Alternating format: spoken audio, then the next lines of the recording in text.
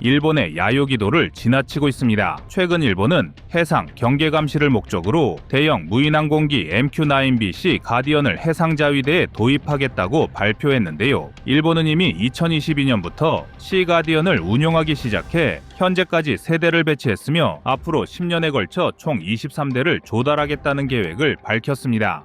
가디언은 미 제너럴 아토믹스가 제작한 대형 무인 공격 정찰기로 길이 11.7m, 폭 24m의 크기를 자랑하며 35시간 이상 비행할 수 있습니다. 또한 고도 약 20km 상공에서 작전을 수행하며 최대 2200km까지 작전 반경을 확보하여 한반도 전체도 일본의 작전 범위 안에 들어갈 수 있는데요. 이는 일본이 주변국의 군사적 움직임을 실시간으로 모니터링하며 동아시아에서의 전략적 우위를 확보하려는 의도를 여실히 보여줍니다. 따라서 이제 대한민국도 더 이상 이러한 주변국의 움직임을 좌시하고만 있어서는 절대로 안 됩니다. 다행히 우리 대한민국도 국내 최초로 전략급 무인항공기를 본격적으로 생산하고 있어 이러한 주변국의 움직임에 기민한 대응이 가능해질 전망입니다. 이로써 한국은 일본뿐만 아니라 주변국들과의 무인기 경쟁에서 뒤처지지 않고 우리 국민들의 안전과 조국의 안보를 수호할 수 있는 새로운 전력을 확보하게 되었는데요. 그래서 준비했습니다. 오늘은 한국형 리퍼로 불리는 무인항공기 MUAV의 성능과 전략적 이점에 대해 알려드리겠습니다.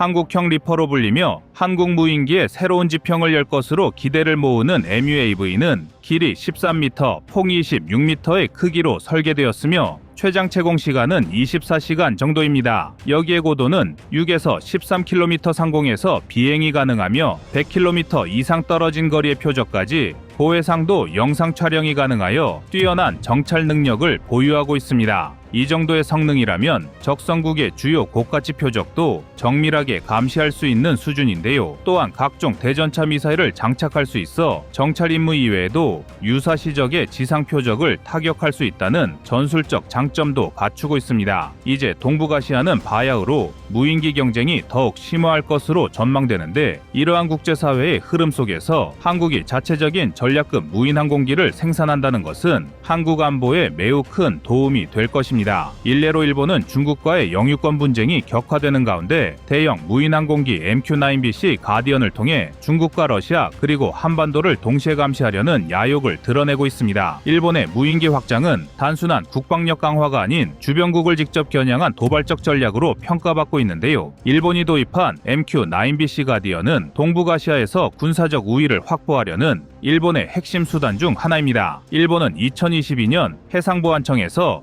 가디언 한 대를 처음 도입하며 무인기 운용을 시작했고 현재 해상보안청과 해상자위대를 통해 총 3대의 가디언을 운영하고 있습니다. 여기서 멈추지 않고 2030년까지 23대의 가디언을 추가로 도입하겠다는 계획을 발표하며 동중국해와 센카쿠 열도는 물론 한반도를 포함한 동북아 전역에 대한 감시 태세를 대폭 강화하겠다는 방침을 밝혔습니다. 이 같은 일본의 무인기 확장은 동북아의 군사적 균형을 위협하며 동북아 지역의 긴장을 고조시키는 주요 원인 중 하나로 평가받습니다. 특히 일본의 작전 반경이 중국뿐만 아니라 한반도 전역을 포함하고 있다는 점에서 대한민국의 군사적 주권에도 심각한 위협이 될 수밖에 없습니다. 일본이 중국을 감시한다는 핑계로 출격시킨 무인기가 한국을 감시하지 말라는 법도 없는데요. 그러나 한국이 자체적으로 제작하고 있는 MUAV는 이러한 주변국의 행보를 견제할 수 있는 충분한 성능을 갖추고 있습니다. 아닌 게 아니라 일본의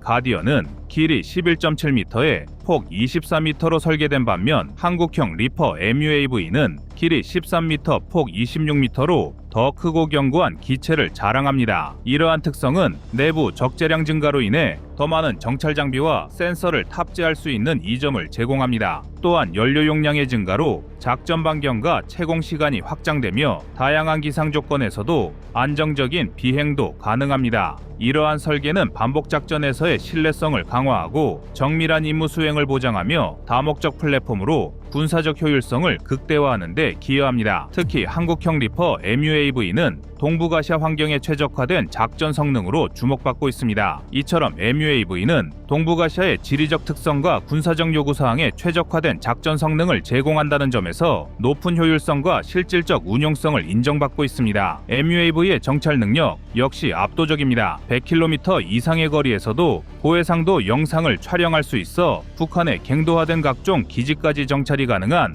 MUAV는 일본의 전략 자산에 대한 실시간 정찰 정보도 충분히 제공할 수 있습니다. 또한 서해 일대에서 군사 분쟁을 감행하는 중국의 움직임을 사전에 정찰하고 대응하기에도 충분한 성능을 보유하고 있어 한국은 주변 국가의 군사 분쟁 시 신속한 대응 및 작전 수립이 가능해질 것입니다. 게다가 MUAV는 무장 탑재의 발전 가능성에서 일본이 도입한 C-가디언 등을 능가할 수 있습니다. 물론 C-가디언 역시 헬파이어 미사일과 GBU-12 페이브웨이, AIM-9 사이드와인더 등 다양한 무장을 탑재할 수 있고 중국과 북한 등의 적성국들도 한국을 타격할 수 있는 무인기 전력을 강화하고 있지만 한국의 MUAV도 단순한 정찰 임무를 넘어 다양한 무장을 갖추고 있는데요. MUAV는 대전차 미사일 이외에도 KGGB 정밀 유도 폭탄과 소형 경어뢰를 장착할 수 있어 지상과 해상 표적을 원활하게 타격할 수 있으며 향후 KT즘을 소형화하여 MUAV에 장착하는 방안도 계획되어 있습니다. 따라서 한국의 MUAV는 계속해서 강력한 무장 체계를 추가할 전망이며 이러한 성능 개량은 정찰 무인기가 아닌 공격기로 활용할 수 있을 정도의 화력입니다. 그리고 이러한 성능은 결국 MUAV가 현 시대의 흐름 속에 등장한 수많은 무인기 중 하나가 아니라 대한민국의 안보를 더욱 강화하는 강력한 전술적 자산으로 거듭날 것인데요. 무엇보다 MUAV는 기존 GPS 의존형 항법 시스템의 한계를 극복한 첨단 복합 항법 시스템을 탑재해 현대 전장에서의 신뢰성과 정밀성을 대폭 향상시켰는데요. 이 시스템은 영상 기반 항법, 지형 참조 항법, 관성 항법을 결합하여 전파 방해나 전자 교란 상황에서도 안정적인 작전을 보장합니다. 구체적으로 영상 기반 항법은 실시간으로 주변 지형과 영상을 비교 분석해 정확한 위치를 파악하며 지형 참조 항법은 저장된 지형 데이터를 활용해 항로를 정교하게 보정합니다. 또한 관성 항법 시스템은 외부 신호가 없어도 관성 데이터를 바탕으로 항공기의 자세와 위치를 지속적으로 추적하여 안정적인 비행을 지원하는 역할을 수행합니다. 이는 GPS 신호에 크게 의존하는 일본의 C-가디언이 가진 설계적 한계를 완벽히 보완하여 전자 교란 상황에서도 높은 작전 안정성을 확보할 수 있습니다. 현대전에서 GPS 제밍이나 스푸핑 같은 전자전 공격에 쉽게 노출될 수 있다는 약점은 무인기가 작전 신뢰성을 유지하기 어렵게 만드는 주요 요인으로 전문가들은 지적하고 있습니다. 실제로 GPS 의존도가 높은 무인기는 적의 전자 교란으로 인해 목표를 잘못 식별하거나 경로를 이탈하는 등 심각한 작전 실패를 초래할 위험이 큽니다. 반면 MUAV의 복합 항법 시스템은 이러한 취약점을 완벽히 극복하여 적의 전자전 공격에서도 안정적인 비행과 정찰 임무를 수행할 수 있습니다. 이러한 기술적 우위는 MUAV가 주변국의 무인기 전력보다 전자전 대응 능력에서 높은 평가를 받는 주요 이유로 꼽히며 실시간 정밀 정찰과 안정적인 군사작전 수행에서 탁월한 성능을 자랑합니다. 더욱 놀라운 점은 제조업 강국이라 평가받는 일본조차 외산 무기를 도입하는 상황에서 우리 대한민국은 자체적인 기술력으로 전략급 무인 항공기를 제작하고 있다는 점인데요. 타국 무기를 무단으로 베끼는 중국이나 열악한 내부 사정으로 아무 무기나 주워오기 바쁜 북한은 차치하더라도 전 세계에서 항공 소재 기술이 제일 뛰어나다는 일본이 자체 개발을 하지 못하는 상황에서 한국이 MUAV의 실전 배치를 완료한다면 이는 대한민국 항공 기술이 그만큼 더 우수하다는 것을 전 세계에 보여주는 계기가 될 것입니다. 지금껏 한국은 다양한 무기 체계를 전력화해왔고 자주포, 전차, 경전투기 등 다수의 분야에서 눈부신 성과를 이룩했습니다. 그러나 러시아 우크라이나 전쟁 이후 일각에선 한국의 무인기 기술이 다소 부족한 것이 아니냐는 의구심의 눈초리로 바라봤던 것도 사실인데요. 하지만 우리 대한민국은 이미 단순히 저렴한 가격으로 자폭하는 드론과 무인기가 아니라 정말 첨단 기술력이 갖춰져야만 제작할 수 있는 전략급 무인 항공기의 제작에 들어갔습니다. 그리고 이러한 첨단 기술력은 대한민국의 정찰 역량과 전술 타격 능력을 향상시킬 것으로 기대를 모으며 주변 국가의 군사력 경쟁에서 한국이 앞서 나갈 수 있는 기회로 작용하고 있습니다. 또한 무인 항공기 기술은 향후 KF-21의 유무인 복합 체계 구성에도 반드시 필요한 만큼 앞으로의 귀추가 상당히 주목되는데요. 전투기와 편대를 이뤄 작전을 수행할 수 있는 무인 항공기, 무인 전투기는 러우 전쟁 등에서 보여지는 무인기나 드론과는 기술적 난이도가 판이하게 다릅니다. 즉, 아무나 개발하고 실전화할 수 없다는 의미입니다. 하지만 지금껏 다양한 방산 분야에서 기술적 성취를 얻어온 한국의 개발진은 다를 것입니다. 부디 한국이 주변국들의 무인기 전력을 제압하고 KF-21과 임무를 수행할 수 있는 무인기까지 개발하는 날을 기다리겠습니다.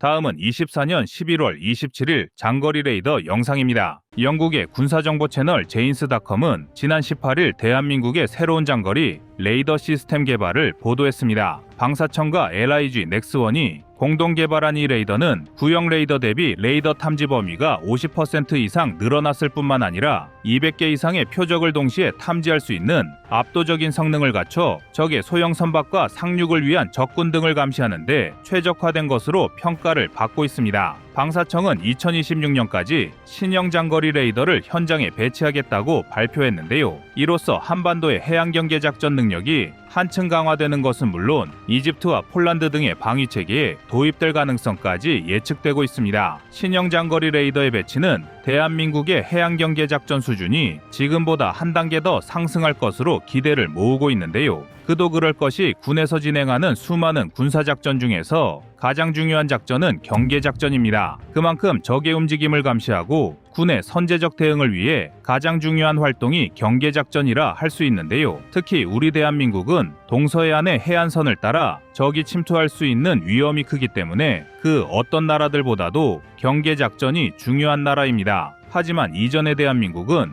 경계작전을 위한 군사장비의 개발과 지원이 다소 아쉬웠던 것도 사실인데요. 특히 노후화된 감시레이더의 문제가 아주 심각했습니다. 1983년에 본격적으로 배치되기 시작했던 감시레이더는 무려 30년에 육박하는 운용기간으로 인해 현대화된 군사작전을 따라가지 못하는 단점이 있었습니다. 점차 뒤처지는 기술로 인해 목표물의 식별 정확도가 떨어지고 유지 보수에 어려움이 많았는데요. 여기에 강한 비바람이나 태풍 같은 악천후 상황이 발생하면 레이더가 제대로 작동하지 않아 적의 침투를 감시하는 데 어려움을 겪기도 했습니다. 또한 좁은 탐지 범위 때문에 소형 선박 감시에 취약하다는 지적이 끊이지 않았는데요. 해안 지역에 배치된 140여 대의 레이더 중 100여 대가 수명이 달한 상태로 노후화율이 무려 71.4%가 될 정도로 감시 장비가 열악했던 것입니다. 결국 부실한 장비를 대체하기 위해 많은 군 병력이 경계작전에 투입되어 적을 감시하며 고생하는 경우가 잦았습니다. 때문에 수년 전부터 미흡한 서해 감시 수단을 보강해야 한다는 주장이 힘을 받아왔는데요. 이제 신형 장거리 레이더의 실전 배치로 중국과 북한의 도발을 원천 차단할 수 있게 되었습니다. 일단 레이더의 탐지 거리가 1.5배 이상 늘어났습니다. 감시 장비의 탐지 거리가 늘어난다는 것은 적의 침투 상황에서